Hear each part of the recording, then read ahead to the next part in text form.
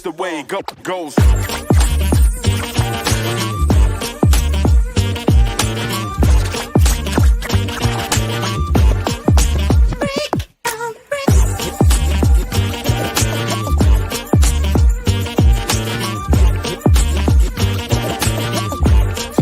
Just the way it goes.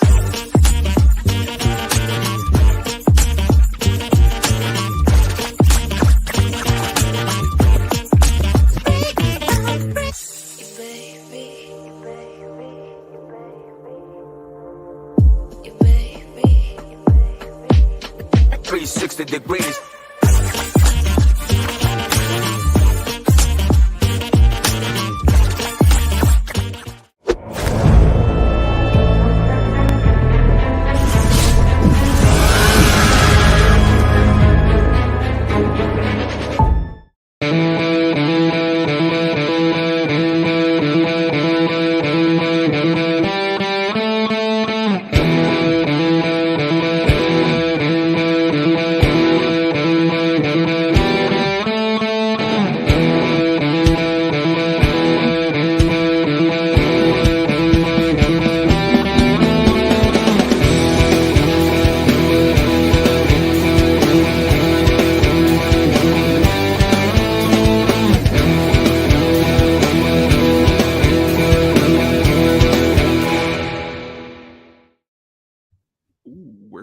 Hello, everybody, and welcome to episode 15. And in about 1 second, I'm going to bring out, well, let's not even wait a second. Let's bring out both of our guests right now because I'm hoping they're still backstage because we were having so much fun before. Here they are. Hello, Alexis. Hi. And hello, Doughboys Bo, the main man. What's up? How you guys doing? What's up, guys? How are you? Doing good. Hi. Doing really good tonight. Just got done cutting the lawn, and already within 10 minutes of being on here with you guys, I'm ready to go and ready to rock. Yeah, let's do it. So let's get started. First of all, I want to say when you guys started talking a couple weeks ago about this taco thing that you're putting together, wow, it was. Let me just tell you, I'm very excited. So very excited to talk tacos at some point. But let's get started talking about where. Well, I started here, and that was a plane ride that you guys were both on. How did you guys come onto this plane? Let's start this first. You just happen to be on the same plane? Do you want me to take this, Alexis, or do you want to run with it? I mean, go ahead and take it, honestly. I feel like you could tell it better than me, but go ahead. I can add my things in. So I was in Dallas, Arlington for the White Sox Ranger series last year with my best friend in the whole world. I've known him since I was in like second grade, and I was stuck in what you would call airport hell. I'm not sure if Alexis remembers that, but I was in the DFW airport for 16 hours. I originally booked a Southwest flight home into O'Hare, and rain was happening back home and storms were happening back home, and I got delayed. And finally I switched it to fly into Midway, which I should have done in the fucking beginning because Midway is the superior airport. Everything is better on the south side of the city. And I'm waiting to board my flight, and I'm kind of angry and kind of cranky, and Alexis is like, "Hey, are you Doughboy Svo?" I'm like, "Yeah," and I'm like, "Are you Lex Lopez?" And it was kind of funny because we never met before, but we knew each other through White Sox Twitter, and I had like, I guess what you call it, like I had pre-board passes. I'm like, "Hey, board with me. Like, let's sit together. Like, if we're gonna be stuck on this flight, like let's bullshit or whatever." And it was kind of like an instant friendship. Like we hit it off. We just started bullshitting back and forth. And I hate flying, so like having somebody to like fly with and bullshit with, because when I fly with my wife has plain narcolepsy. Okay. She gets in the seat and she falls asleep, and I have nobody to talk to for however long that flight is. So having someone to bullshit with and like pass the time with made my flight that much more tolerable. And yeah, that's how we met, and that was the experience. And we just started like I started giving her tips on how to use her iPhone and shit like that, and like we like looked at our music library, and it was just good. It was fun. Alexis is good people. Very awesome. You know, I mean, just hearing that story makes like I told her when I first brought about her coming on here. I wish I was behind you guys, like listening to this music conversation you were having about lists. So let's get to this list. What didn't you like on her list, Svo? I'm curious here right off the bat. So I don't know if I remember like the list exactly, but I do remember there was a lot of like, stop me when I'm wrong, but you had a lot of like, you had a bunch of reggaeton on there. I had a decent amount, a little bit of Bad Bunny here and there, Yeah, you like know. you had, Oh, some like Bad Bunny. Okay. I don't know if I get the appeal, but it's like I think music or like food music is like food takes. Like you're not the one that has to listen to it, right? Right. So if you want to put ketchup on your hot dog, put ketchup on your hot dog. Yeah, like Bad I Bunny like is not my thing. Like, and like I said this before, grunge has never been my thing. I didn't appreciate it till I was much later on in life, when I realized like how dope like the stuff that Kurt Cobain did, and some of the symbolism behind those songs. So yeah, that's kind of all I remember. And then I think she looked at my playlist and she was like, wow, that's random. You like pop punk music and Kevin Gates. Yes, Kevin Gates is the one that got us both like cracking up, because that was one that we both had. Yeah. And I mean, Kevin Gates is just so, I feel, specific to a certain group, you know, not everybody listens. He's not mainstream by any means. And so when we both saw Kevin Gates, we kind of like gave each other this look. We're like, okay, all right, you're good people. Like, I can fuck with you. Yeah, that's really what I remember from that flight. But I just remember like, thank God I have a friend on this flight. I had a day from hell. In fact, like I landed at Midway and I had to go O'Hare to fucking pick up my luggage because my luggage was on a different flight, and I was pissed off. And like my wife and I are trying to knock out all these ballparks, and like we're knocking off like 6 of them this summer. But I told her the last ballpark I'm going to is Houston, because I'm never fucking going to Texas again. Like Texas is like Houston is going to be the absolute last ballpark I ever go to because of that day. Yeah. Yeah, I don't blame you by the sounds of it, man. Losing your luggage. I think it was when I also, before we ended up really talking, I thought you were all pop punk, but there was something that you did, and I was like, you know what? He's all right. I love pop. I love pop, some pop punk, but it was when you talked about the Eagles and how you liked the Eagles. I go, you know what? We're gonna be okay. We're gonna rock. We're gonna roll because you like the Eagles, man. So I think like everybody, right? Like I cut my teeth on the music of my father. Yeah. Right. My dad was the one that introduced me to the music that he loved, and my dad loves Don Henley, but my dad specifically loves Glenn Frey. My dad loves Glenn Frey. And his love of like those rock bands, and I'm not going to call him classic rock because it was just rock to him, right? Yeah.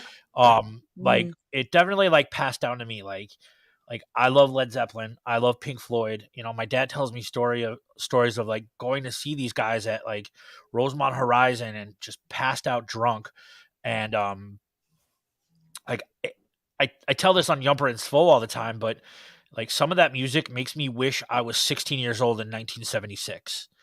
Like we could do a whole 9-hour episode where that was my dad, that was me, and that was everything. And that's where I live in my head. That's why I love doing this show, because honestly, it's like 1976, but really and sadly, it's 2023. You know, no, and I get it completely, but like my love for music and my love for whatever I love now is purely because of what my dad introduced me to. Yeah.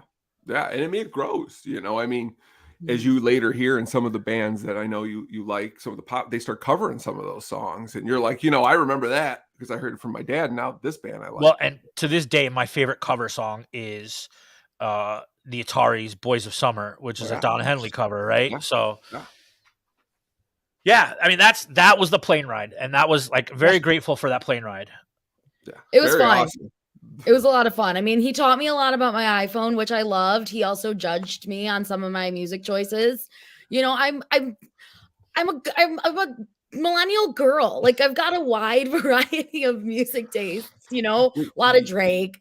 You know, we've got the Ariana Grande, we've got the Stevie Nicks. You know, that the was Iron the T-shirt Maiden that comes you out. talked about. That was that tour shirt that you said that you wore, and I was like, that's immediately we got it. You got a Stevie Nicks tour shirt. You got to come on here. How do you feel about Stevie Nicks? You a Fleetwood Mac fan, Svo? Yeah, absolutely. Right. I think the first song that I remember like absolutely falling in love with, like that my dad introduced me to the band, but I never heard the song, was like the live version of Silver Springs, right? Like, I think that song's better live than it is like recorded. On the dance. Oh yeah, Yeah, that's great. That's and great like version. Stevie Nicks' voice is entrancing. Like Mhm. it's beautiful. I mean, she did enough cocaine to kill a small horse, but like, um, I wish I could name that to be the episode of this. Honestly. You know, I don't want to bring that kind of attraction, but that's a really good. That'd be a good episode. We But get a good crowd. You're not, No, you're not wrong. I love Stevie. There's a scene in School of Rock where Joan Cusack, like, he takes her out for a beer and he's like, if you really wanted to get her to loosen up, play Edge of 17. And I'm like, okay, I get it. No, Stevie's great. Hell yeah. Edge of 17, you say? We got it right here. We want to be careful we don't get flagged on YouTube. No, it's kept to under 8 seconds. I love it. I love it. That being said, definitely awesome.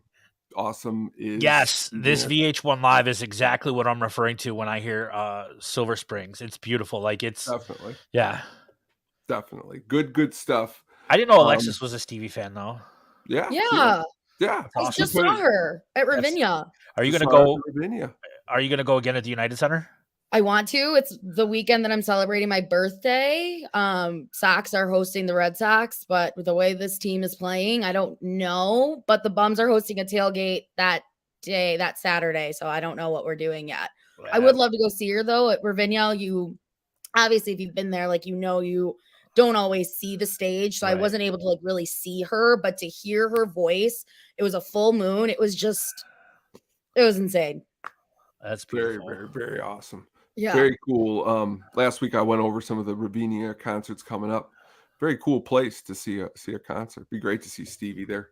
Yeah, it's a great venue. I mean, the setup that some of these people had, I mean, this was my first time ever going, and some of the setups that these people had, they had like candelabras and all sorts of shit, like grills. I was like, what's happening here? What's going on? Yeah. I've never seen a show at Ravinia. Oh yeah, it's good. I've only seen one there. The but bands I listen to don't typically play Ravinia. That's what I was kind of concerned. I was thinking, why didn't Blink 182 that you recently just saw? Why didn't they play Ravinia? It would have been perfect, right? Can you imagine the wine and cheese Candlebrock crowd listening to Turnstile? Rise oh my again. God! Oh yeah, definitely. Oh, was Turnstile the only opener? No, so there was a band called Beauty School Dropout from LA. Great Grease reference. And then it was Turnstile. And then it was Blink 182. Did you was it everything that you had hoped it to be? Man, so this is where I get to go on my rants. Here we go. The answer is yes. It was for my favorite band in the entire world. It was like my 70th and 71st time seeing Blink 182 live. And the first time that I've seen Tom since 2011 on the Honda Civic Tour. And it meant a lot to me, right? It meant a lot to me. There was they played Adam's Song together for the first time since like 2012. And there was a girl in the front row between or like right in front of us. It was my wife and Baloney and his lovely wife Julie and my friend Ashley. And during Adam's Song, this girl held up this like charm with her like picture of her best friend. And the song's about like Mark's suicidal idealisms, and it hit really hard. Like it was a really beautiful moment, like to hear that song live. And I know they have this vibe that they're just like this goofy dick and fart joke band, but they really are so much more than that. And it was a big deal for me. The last couple of years I've been looking back into my past, because there's been times where I put a lot of my past on a shelf and I go, that was my past. I don't want to listen to that. But I mean, I've seen them 4 times, man, back in the day, and I had the shirts and everything. And if I hadn't met you, they probably would still be on the shelf. And I'm glad that you brought them, because man, I'm listening to like Enema of the State, And I remember screaming at my metalhead friends because I like Slayer and stuff like that. I go, they're faster than Slayer, man. And I'm remembering these conversations I had from 30, 25, 20 years ago because I haven't listened to them in so long. I did that last summer with Limp Bizkit. Not to say that they're great or anything, but I remember a time period for a year or two where I thought they were. And then I'm like, they're not cool. But you'll go back a little bit, and that's what I've been doing. And that's why I love doing the show. So you brought that back to the fold. Because honestly, in about 6 months ago, I would have been like, Blink-182 reunion, forget that, But the reality is you're right. They are a lot deeper than just that's what's on the surface. That's what they want you to believe. Yeah. Deep.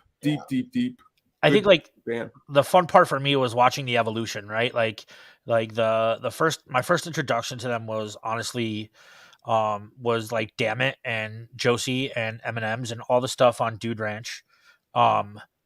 And then Enema came out here, and it was a little bit more like, whatever. And then Take Off Your Pants and Jacket came out, and it was an evolution, right? They did Stay Together for the kids in there, and like you could tell that there was a little bit more on the surface level than like what meets the eye. Mm-hmm. And then they took a break after touring for a while, and they took their time recording some of the fans call it the Untitled, some of it call it Self-Titled. And they made a fucking song with Robert Smith and The Cure on there, and it's more than just I fucked your mom. Like it really is. You want to go a little bit, and that's where I think as they went along a little bit more, they go deeper. As you stated, there's more to them than just making some jokes. And that's, you brought up your favorite song, Alexis, by the Foo Fighters, Everlong. I mean, that song has deep innuendos a lot, throughout that song. And, that was a good pick for a favorite song. Did you ever see Dave Grohl's interview with Howard Stern? No, I have not. So Dave Grohl had Howard, and he had on, why am I having a brain fart and I feel like an ass? But, Taylor Hawkins. I'm sorry. He had on Dave and he had on Taylor, and he asked him, he's like, "Hey, is My Hero about Kurt Cobain?"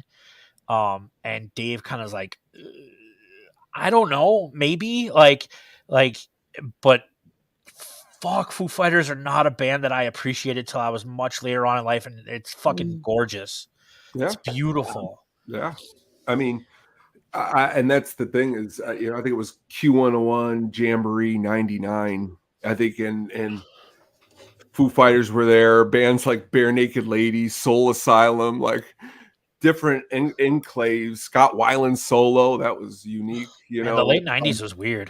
But I've been known, to a lot of bands when they've come out to say, "Oh, this band, I never thought that they'd make this huge of an impact." And man, it's huge. They're a great rock band. And sadly, what they've had to deal with recently, they got a new song coming out and stuff like that.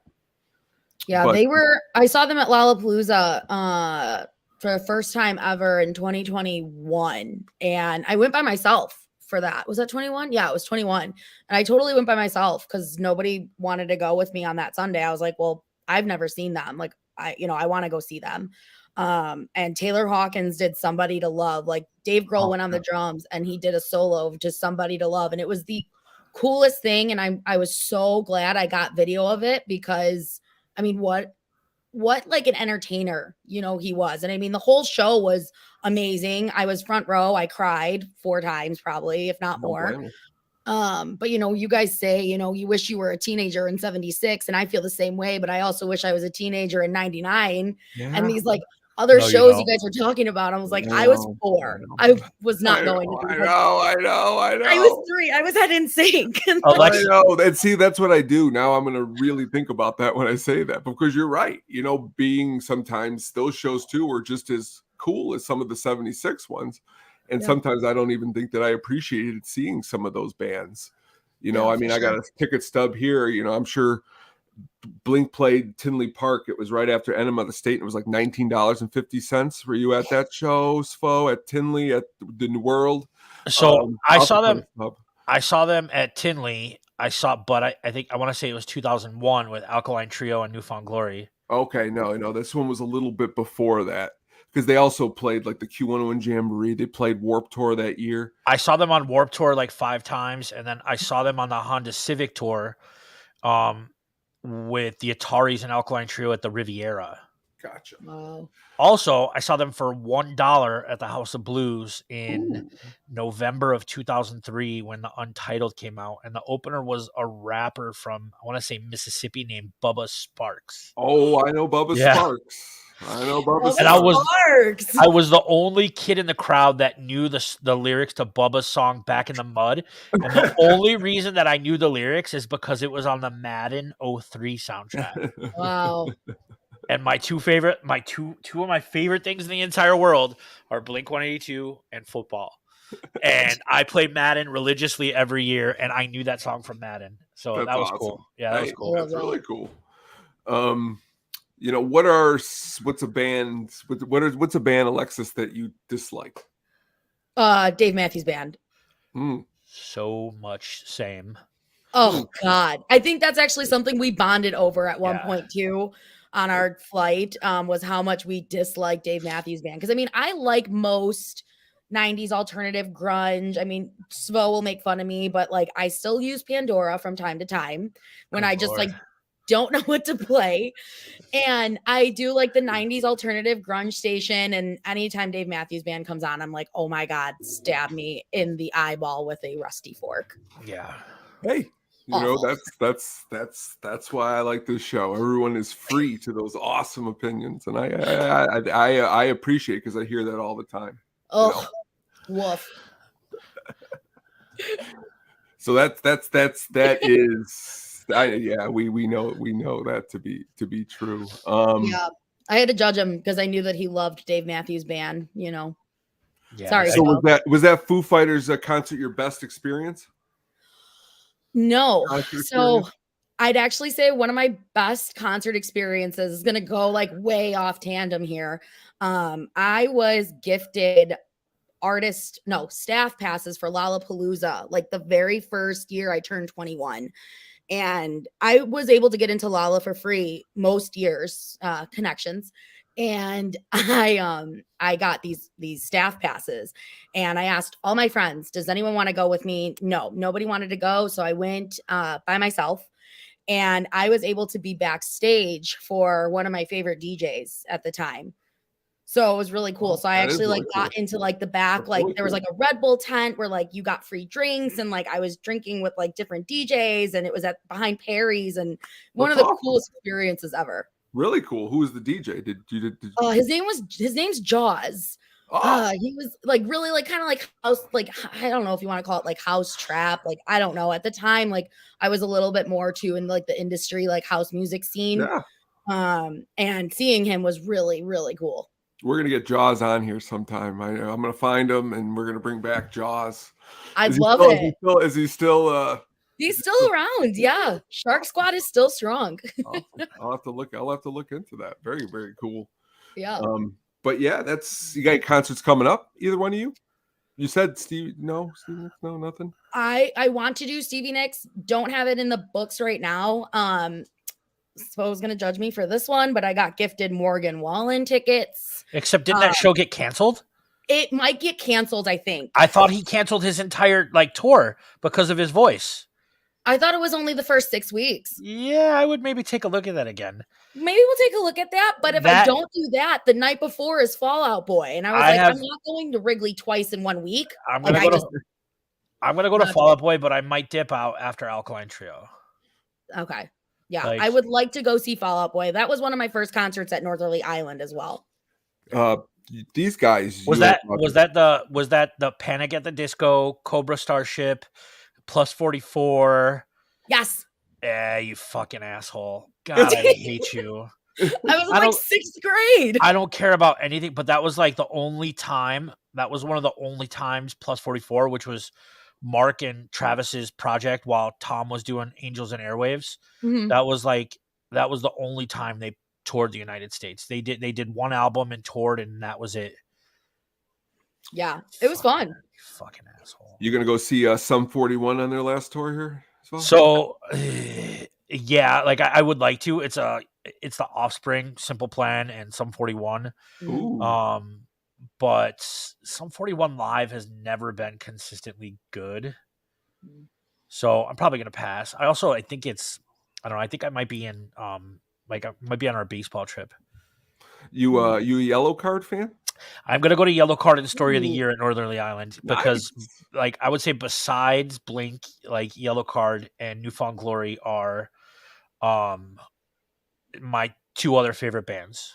Awesome. My wife likes all these bands too, so she'll be Yeah, happy no, to I hear want to see Yellow Yellow Big Card. Card fan. and I want to Very see Yellow awesome. Card and Story of the Year. Okay, I gotta be honest with you. Yesterday on the radio, the hit song was on. If I could let this town, and I Ocean honestly, it took me a Avenue. long time. I turned it up. I was rocking. But I was but rocking. once again, It's a jam. that's a band, and it absolutely is a jam. But that's a band that like you hear on the surface level, and you're like, oh, they're the Ocean Avenue guys. But Right. they're so much more Oh, than yeah. that, right? They're Like they did this song on Lights and Sounds with what is it, Natalie Maines from the Dixie Chicks. That was like, and they also did a song with the trumpet player from the Black Eyed Peas on that same album, and it's like they don't get the credit that they deserve because they're just a pop punk band. And I know that there's this weird like whatever, but yeah. You got to look deeper in everything, I mean, in anything, Yeah. you got to look a little bit deeper and not just be ignorant to any music. And that I have been that person. And that's me saying, don't be ignorant, because you got to look deeper, because you're right. I mean, on the outside, when that band came out, don't they got somebody in there playing the violin? Yeah. Sean Mackin's And their that's violin why, player. I mean, from afar, I didn't listen, but I'm like, dude, you don't see that very often. And that's something that is original, that I know you even saying that there's deeper things. Now I'm going to try to go look deeper, and I'll get back to you, 'cause I'm sure There's it's good. if you ever get a chance, they got stuck in an airport in Hong Kong for like, I want to say like 16 hours. And they were just bored, and they busted out the acoustic guitar, and their drummer at the time, Longinu Parsons, busted out his iPad, and he pulled up a drum app on his iPad, and they do this acoustic cover of My Hero from the Foo Fighters in the airport, like sitting around their guitar case, and Longinu's playing the drums. I'll put it in the group chat after this. Yeah, Yeah. But please. he's playing the drums on the iPad, and it's one of my favorite videos. Like, it's fantastic. Oh my God. Yeah. I'm gonna have to see that. Alexis, you brought up this new band who's also really good, Cannons. Ugh. Who's really, really, really, really awesome. And So my good. little that's my 2-year-old daughter. This is what gets her to just sit there and be good, is listening to Cannons. And I like So them good. because it's a little bit of everything, so that was a good pick. Very good new band. Yeah, I found them actually because like at work at the spa all day, like we play music all day long. And Bad Dream was on that playlist, and I was like, oh my God, like who is this? This is really, really good. So I Shazammed it and found out. You Siri'd it. I Shazammed it because I was in service. Apple owns Shazam, and it's a Siri. Okay. Anyways, Siri. nonetheless, neither here nor there. Tomato. That's how I found out like who they were, and I just I got hooked on them. They're so good. Like her voice is just, it's like a Stevie Nicks. Like it puts you in a trance. It does. And if you haven't, the music videos are really entrancing too. Cool lights, and really good band, really good production and stuff like that. Really, really good. Yeah, I'm so sad I missed them, but Roxy was on Drafty a few days ago, and she said they're coming back. So I'm like, they're coming back. I want to go see them. I missed them because I went to the Blackhawks home opener, of course. But would be really cool to see them. Great choice, by the way. Fart noise. Everything I say. Spa musical is what other good spa music have you heard lately? Anything new? Nothing new. I mean, like I said, so we use this speaker system called Sonos at our job, and they have these like random soundtrack players. So usually it's like a few different playlists that I use, mostly all like indie and alternative. There's some like Billie Eilish on there, like some things that I've never heard from her, and some other people I've never heard of before, but it makes the day go by. Actually, 3 of my clients today were like, the music's just putting me in a trance. So I listen to music all day. Like if I'm listening to something that is just like downer and it exhausts me, I'll get bored and I'll fall asleep. We can't have that. So no dashboard confessional. while you're. No, No none of that. screaming infidelity. Screaming infidelity. No, you don't. None of that. He's a hardcore kid. Did you know that? Like Chris Carrabba was a Oh, hardcore kid before like he went acoustic with Dashboard. True story. That was another band, man. I mean, if you ask me what 2 or 3 bands I do not like, it was them. And 3 years ago, I saw them at the Q101 picnic, and they blew me away, man. They blew me off the stage. And it was only 4 of them, man. It's him, a guitar player, bass, and drums. And they played right before like Garbage or something, you know, someone with lights and sound, and they held their own, man. They were good. No, it was Jimmy Eat World. They played before Jimmy Eat World, who was really good too. They're good. I saw them at Lala. They were good. They put on a really good show. They're fun. Would you go to Lala again? Either one of you? Would you go to Lala? No. It depends. I don't like. Not gonna lie, like the music that I like is not played at Lala, but that has nothing to do with it because I won't go to Riot Fest either. I don't like festivals. I don't like the way that the bands sound at festivals. Yeah, they don't always sound. They got to get them on, get them off. Yeah, get them over. It's just not for me. Like I'll wait till because you know when they play Riot Fest or they play Lollapalooza, they have to sign like a contractual agreement not to play anywhere within 90 miles for like a year. Yeah. So I'll wait till that is up, and then go see them live.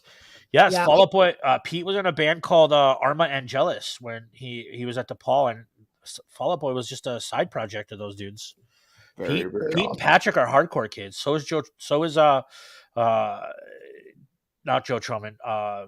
Andy Hurley. They're all hardcore kids.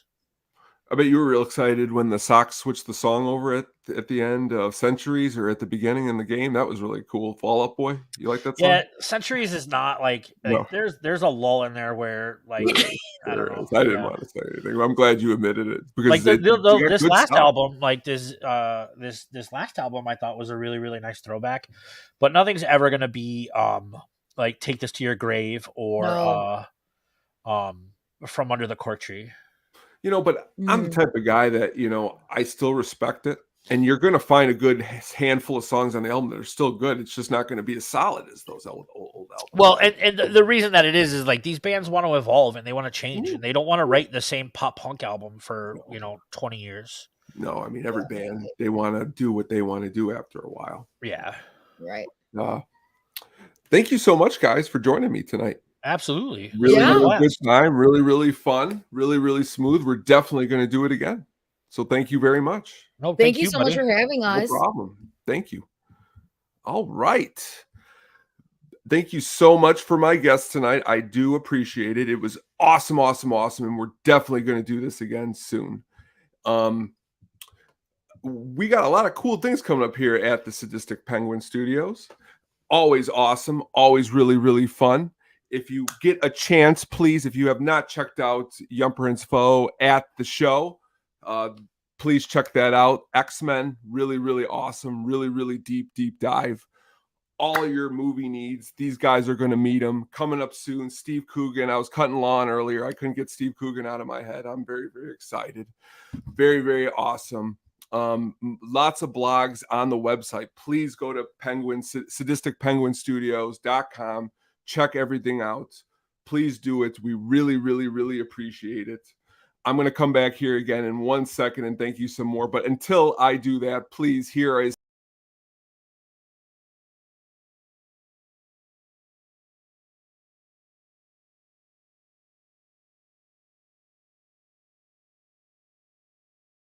I'm back. I pressed the wrong button, and I am still here. So, and I'm going to and there's the slide that I've been trying to press for a long time. And while I gather myself to say goodbye here at the end, this is what I wanted you to do. Check out these awesome shirts.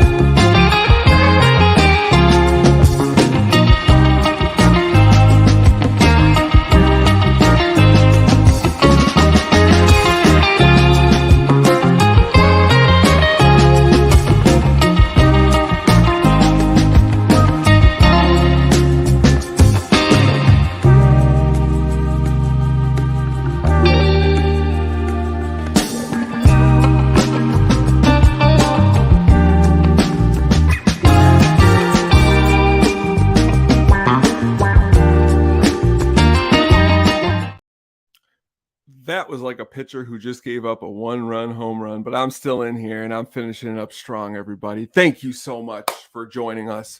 I want to thank my guest tonight's foe. He is the man. I want to thank my other guests.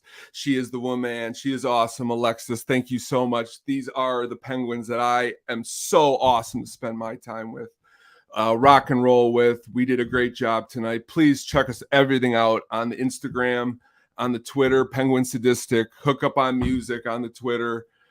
Check me out. I'm the Sugar Baggy. The podcast is available everywhere. And like I said before, we are really working hard to bring you a lot of awesome stuff, and we really, really appreciate it.